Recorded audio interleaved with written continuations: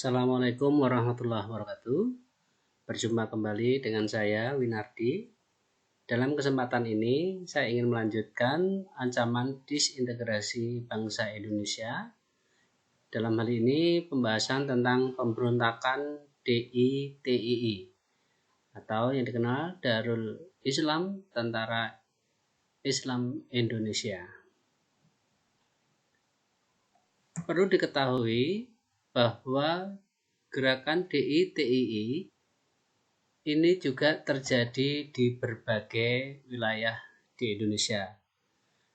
Pernah dilakukan pemberontakan DITII di Jawa Barat, kemudian DITII Jawa Tengah, kemudian ada juga DITII Kalimantan Selatan, kemudian DITII Sulawesi Selatan, dan DITII Aceh. Mari kita bahas satu persatu.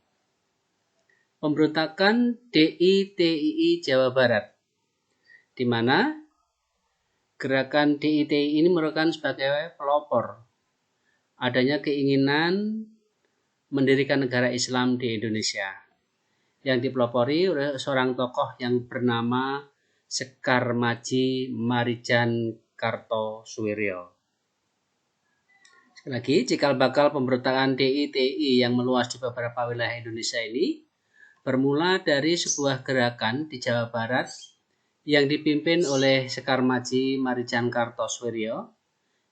Sebenarnya ia dulu itu merupakan sebagai tokoh Partai Sarekat Islam Indonesia. Tetapi dengan adanya perjanjian Renville, terus terang saja Sekar Madji Marijan Kartosuwiryo ini tidak sejalan dari hasil perundingan Renville itu, maka dijadikan sebagai alasan atau membuka peluang bagi Kartosuwiryo untuk lebih mendekatkan cita-cita lamanya, yaitu ingin mendirikan negara Islam. Ketika ada kesempatan pada tanggal 7 Agustus 1949,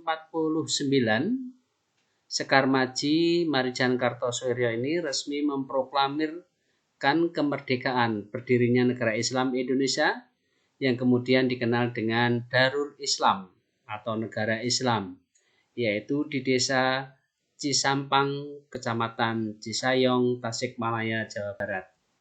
Kemudian untuk merekrut anggota DITII di Malangbong, Desa Garut, Kartosuwiryo mendirikan Institut Safah dengan tujuan mereka ingin mendoktrin untuk fanatisme yang dalam dan loyalitas yang tinggi kepada pemimpinnya. Dalam hal ini kepada Kartosuwiryo. Selain itu, Institut Safah ini juga berfungsi sebagai tempat pelatihan militer dengan memberikan penekanan pada militansi. Pada bulan Februari 1948,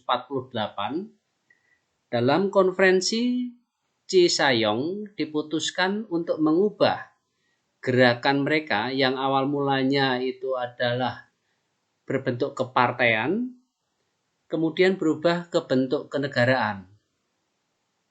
Melalui Majelis Umat Islam, Kartosuwiryo diangkat sebagai imam besarnya dari negara Islam Indonesia. Selanjutnya juga dia membentuk Tentara Islam Indonesia yang ditempatkan di daerah-daerah pegunungan di sekitar Jawa Barat. Dengan jatuhnya pemerintahan RI di Yogyakarta dan ditawannya pemimpin negara seperti Insinyur Soekarno dan Dr. Andes Muhammad Hatta pada tanggal 19 Desember 1948, yaitu dengan adanya agresi militer Belanda kedua, ternyata hal ini dinilai oleh Kartosuwiryo bahwa Republik Indonesia itu telah berakhir. Oleh karena itu, Kartosuwiryo menganggap wilayah Jawa Barat sebagai daerah de facto negara Islam Indonesia. Sehingga setiap pasukan yang masuk Jawa Barat diharuskan mengakui negara Islam Indonesia atau sebaliknya mereka akan dihancurkan.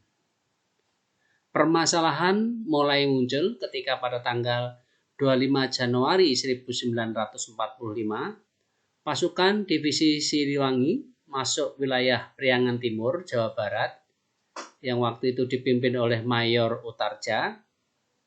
Perselisihan pun tidak bisa dihindari, bahkan menyebabkan Mayor Utarja dibunuh oleh pasukan Tentara Islam Indonesia.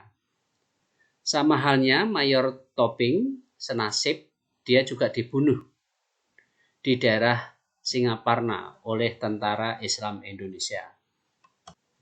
Peristiwa hal ini mengundang pemerintahan RIS berusaha menyelesaikan pemberontakan DITII pimpinan Kartosuryo ini awal mulanya yang diharapkan dengan cara damai. Dengan cara waktu itu pemerintah RIS mengutus beberapa utusan untuk berunding dengan Kartosuryo. Delegasi dari RIS pada waktu itu seperti tokoh bernama Zainul Arifin, itu dari Kementerian Agama, kemudian Makmun Suma Dipraja dari Kementerian Dalam Negeri, kemudian ada Kolonel Sadikin dari Kementerian Keamanan. Delegasi pemerintahan RIS waktu itu gagal membujuk Kartosuryo karena beliau akan mau berunding dengan pemerintahan RIS apabila mau mengakui eksistensi negara Islam Indonesia. Jadi Kartosuryo itu akan mau berunding apabila negara Republik Indonesia Serikat waktu itu mau mengakui keberadaan kedaulatan negara Islam Indonesia bawah pimpinan dari Kartosuryo tersebut. Setelah usaha damai gagal, akhirnya pemerintah menjalankan operasi militer, yakni Operasi Merdeka, yang kemudian dengan teknik atau taktiknya yang terpadu yang diberi nama pagar betis. Dari Operasi Merdeka atau dengan taktik pagar betis ini, di mana tentara pemerintah menyertakan juga masyarakat untuk mengepung tempat-tempat pasukan DITII berada. Tujuan taktik ini adalah untuk mempersempit ruang gerak dan memotong arus perbekalan pasukan lawan.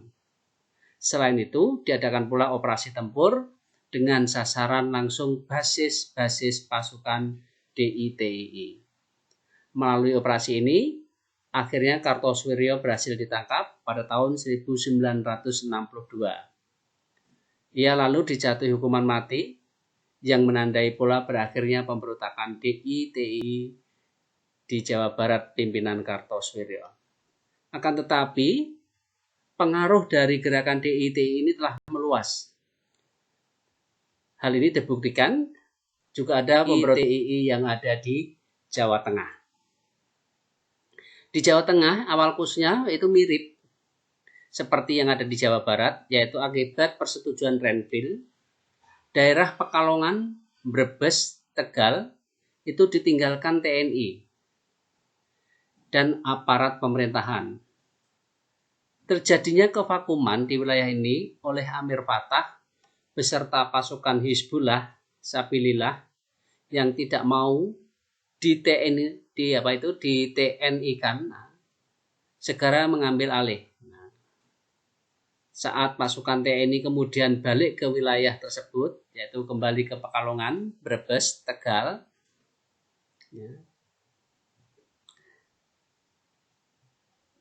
ternyata hal ini menjadikan kesempatan terhadap Amir Fattah dan pasukan TNI ini mereka berusaha untuk melakukan koordinasi. Tetapi ternyata di antara kedua belah pihak dari TNI dan Tentara Islam Indonesia ini tidak ada kesepahaman. Akhirnya Amir Fattah pun semakin berubah pikiran. Terlebih-lebih ketika ada utusan dari Kartosuryo datang menemui dan dikabarkan kalau Amir Fattah dijanjikan sebagai Panglima Tentara Islam Indonesia di Jawa Tengah. Ia bahkan kemudian mengikuti jejak memproklamirkan negara Islam di Jawa Tengah. Sejak itulah terjadi kekacauan dan konflik terbuka antara pasukan Amir Fattah dengan pasukan TNI. Tetapi berbeda dengan DI-TI di Jawa Barat. Perlawanan Amir Fattah tidak terlalu lama. Kurangnya dukungan dari penduduk membuat perlawanannya cepat berakhir. Pada bulan Desember 1951, Amir Fattah dan pasukannya itu menyerahkan diri ke TNI. Selain Amir Fattah, di Jawa Tengah juga ada pemberontakan di Jawa Tengah bagian selatan yang di bawah pimpinan seorang kiai yang bernama Kiai Haji Mahfud atau yang dikenal dengan Kiai Haji Sumalangu. Ia didukung oleh Laskar Bersenjata Angkatan Umat Islam yang sejak didirikan memang berkeinginan menciptakan suatu negara Indonesia yang berdasarkan prinsip-prinsip Islam. Meski demikian, dalam perjuangan untuk mempertahankan kemerdekaan, awalnya Angkatan Umat Islam bahu-membahu dengan tentara Republik Indonesia dalam menghadapi Belanda.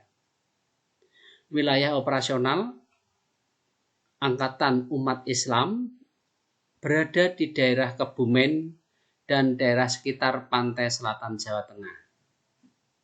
Namun kerjasama antara Angkatan Umat Islam dengan tentara Republik Indonesia mulai pecah ketika pemerintahan hendak melakukan demobilisasi Angkatan Umat Islam. Ajakan pemerintah untuk berunding ditolak oleh Kiai Sumalangu. Pada akhir Juli 1950, Kiai Sumalangu melakukan pemberontakan. Sesudah sebulan bertempur, tentara Republik Indonesia berhasil menumpas pemberontakan ini. Ratusan pemberontakan dinyatakan tewas dan sebagian besar berhasil ditawan. Sebagian lainnya melarikan diri dan bergabung dengan pasukan tentara Islam Indonesia di Brebes dan Tegal. Akibat pemberontakan ini, kehancuran yang diderita di Kebumen besar sekali. Ribuan rakyat mengungsi dan ratusan orang ikut terbunuh. Selain itu, desa-desa juga mengalami kerusakan berat. Selain di Jawa Tengah bagian utara, kemudian Jawa Tengah bagian selatan, pemberontakan DI-TI di Jawa Tengah juga terjadi di wilayah perbatasan antara Jawa Tengah dengan Jawa Timur, yaitu dilakukan oleh Batalion 426 dari Divisi Diponegoro Jawa Tengah yang waktu itu pro dengan DI-TII. Mereka memang kebanyakan berasal dari anggota Laskar Hizbullah. Simpati dan kerjasama mereka dalam Darul Islam pun terjadi tampak karena DI-TII juga berbasis pasukan Laskar Hizbullah tadi. Cakupan wilayah gerakan Batalion 426 dalam pertempuran dengan pasukan Republik Indonesia itu meliputi wilayah Kudus, Klaten, hingga Surakarta. Walaupun dianggap kuat dan membahayakan, namun hanya dalam beberapa bulan saja, pemberontakan Batalion 426 ini juga berhasil ditumpas. Selain di Jawa Barat dan Jawa Tengah, pemberontakan DI-TII juga terjadi di Sulawesi Selatan, di mana pemberontakan DI-TII di Sulawesi Selatan ini dipimpin oleh seorang tokoh yang bernama Kahar Muzakar. Kahar Muzakar sendiri pada masa Perang Kemerdekaan, sebenarnya dia pernah berjuang di Jawa, bahkan menjadi komandan Komando Grup Sulawesi Selatan yang bermarkas di Yogyakarta. Tetapi setelah pengakuan kedaulatan tahun 1949, ia lalu ditugaskan ke daerah asalnya untuk membantu menyelesaikan pergolakan tentang Komando Gerilya Sulawesi Selatan atau dikenal dengan KGSS. KGSS ini dibentuk sewaktu Perang Kemerdekaan dan berkekuatan 16 batalion atau 1 divisi. Pemerintah waktu itu ingin agar kesatuan ini dibubarkan lebih dahulu untuk kemudian dilakukan reorganisasi tentara kembali. Semua itu dalam rangka penataan ketentaraan. Namun, anggota KGSS, Komando Gerilya Sulawesi Selatan, menolak. Begitu tiba, Kahar Muzakar diangkat oleh Panglima Tentara Indonesia Timur menjadi koordinator KGSS agar mudah menyelesaikan persoalan. Namun Kahar Muzakar malah menuntut kepada panglimanya agar KGSS bukan dibubarkan, melainkan diminta agar seluruh anggota Komando Gerilya Sulawesi Selatan dijadikan tentara dengan nama Brigade Hasanuddin. Tuntutan ini langsung ditolak oleh pemerintah pusat. Kebijakan hanya akan menerima anggota KGSS yang memenuhi syarat sebagai tentara dan lulus seleksi. Kahar Muzakar tidak menerima kebijakan ini dan memilih berontak diikuti oleh pasukan. Selama masa pemberontakan, Kahar Muzakar pada tanggal 7 Agustus 1953 menyatakan diri sebagai bagian dari negara Islam Indonesia bersama Kartosoewirjo. Pemberontakan yang dilakukan Kahar memang memerlukan waktu lama untuk menumpasnya. Pemberontakan baru berakhir pada tahun 1965. Di tahun itu Kahar Muzakar tewas tertembak dalam suatu penyergapan. Pemberontakan yang berkaitan dengan DI-TII juga terjadi di Kalimantan Selatan di bawah pimpinan Ibnu Hajar. Timbulnya pemberontakan DI-TII Kalimantan Selatan ini sesungguhnya bisa ditelusuri sejak tahun 1948 saat Angkatan Laut Republik Indonesia ALRI Divisi 4 sebagai pasukan utama Indonesia dalam menghadapi Belanda di Kalimantan Selatan telah tumbuh menjadi tentara yang kuat dan berpengaruh di wilayah tersebut. Namun, ketika penataan ketentaraan mulai dilakukan di Kalimantan Selatan oleh pemerintah pusat di Jawa, tidak sedikit anggota Angkatan Laut Republik Indonesia Divisi 4 yang merasa kecewa karena di antara mereka ada yang harus didemobilisasi atau mendapat posisi yang tidak sesuai dengan keinginan mereka. Suasana mulai resah dan keamanan di Kalimantan Selatan mulai terganggu. Banyak penangkapan terhadap mantan anggota ALRI Divisi 4 terjadi. Salah satu alasannya kenapa ditangkap, karena di antara mereka ada yang mencoba menghasut mantan anggota Angkatan Laut Republik Indonesia yang lain untuk bergabung memberontak terhadap pemerintah yang sah. Di antara para pembelot ada mantan anggota ALRI Divisi 4 adalah Letnan II Ibnu Hajar. Dikenal sebagai figur berwatak keras, dengan cepat ia berhasil mengumpulkan pengikut terutama di kalangan anggota ALRI Divisi 4 yang kecewa terhadap pemerintah. Kemudian Ibnu Hajar bahkan menamai pasukan barunya sebagai Kesatuan Rakyat Indonesia yang tertindas. Kerusuhan segera saja terjadi, berbagai penyelesaian damai coba dilakukan oleh pemerintah, namun upaya ini telah mengalami kegagalan. Pemberontakan pun tidak bisa dilakukan. Akhir tahun 1954, Ibnu Hajar memilih untuk bergabung dengan pemerintahan DI-TII Kartosoewirjo yang menawarkan kepada jabatan dalam pemerintahan DI-TII sekaligus dia dijadikan Panglima Tentara Islam Indonesia di Kalimantan. Konflik dengan tentara Republik pun tetap terus berjalan bertahun-tahun. Baru pada tahun 1963, Ibnu Hajar menyerah. Ia berharap mendapat pengampunan. Namun, karena kesalahan yang begitu besar merongrong kedaulatan negara Republik Indonesia, akhirnya secara militer dia dijatuhi hukuman mati.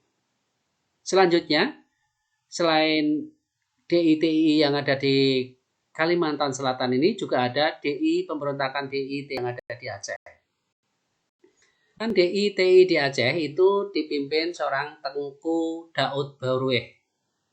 Ya, di Aceh terjadi pemberontakan oleh DI-TI dipicu dengan adanya pada tahun 1950 pemerintah menetapkan wilayah Aceh sebagai bagian dari Provinsi Sumatera Utara.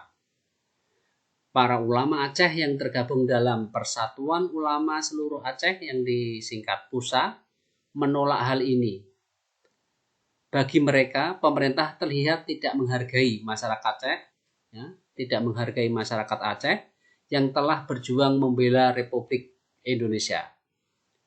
Mereka menuntut agar Aceh memiliki otonomi sendiri sebagai daerah istimewa dan mengancam akan bertindak bila tuntutan mereka tak dipenuhi.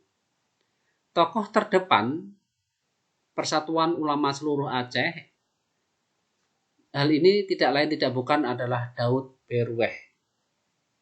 Kemudian pemerintah pusat berupaya menempuh jalan pertemuan dengan mengutus wakil Presiden Muhammad Hatta, Perdana Menteri Muhammad Natsir, bahkan Soekarno sendiri tahun 1953 menyempatkan diri ke Aceh untuk menyelesaikan persoalan ini. Namun mengalami kegagalan. Akhirnya pada tahun 1953, setelah Daud Barueh melakukan kontak dengan Kartosoewirjo, ia menyatakan Aceh sebagai dari negara Islam Indonesia yang dipimpin oleh.